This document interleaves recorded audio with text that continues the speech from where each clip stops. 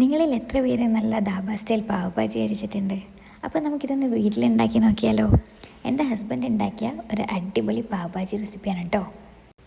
കയ്യിൽ കിട്ടുന്ന പച്ചക്കറിക്ക് എടുത്ത് കുക്കറിലിട്ട് നന്നായി വേവിച്ചെടുക്കുക. ആദ്യം ഒരു പാൻ ചൂടാക്കി അതിലൊരു കഷ്ണം ബട്ടറിട്ട് ഇഞ്ചി വെളുത്തുള്ളി പച്ചമുളക് പേസ്റ്റും അതിലിട്ട് നന്നായി ഇളക്കി കൊടുക്കണം.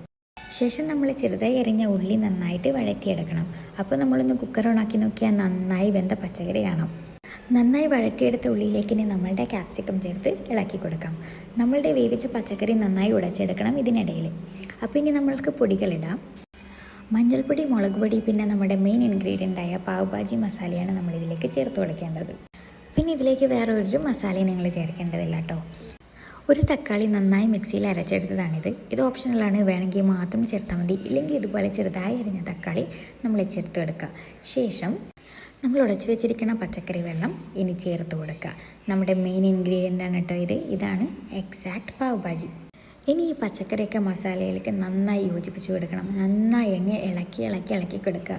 ശേഷം ഒരു ബട്ടറിൻ്റെ കഷ്ണം കൂടി നമുക്ക് മുകളിലിട്ട് കൊടുത്ത് നന്നായി ഇളക്കി കൊടുക്കാം. ഇനി നമ്മുടെ മല്ലിയിലയും കുറച്ച് ചേർത്ത് കൊടുത്താൽ ഇതേ പാവ് ഭാജി റെഡി.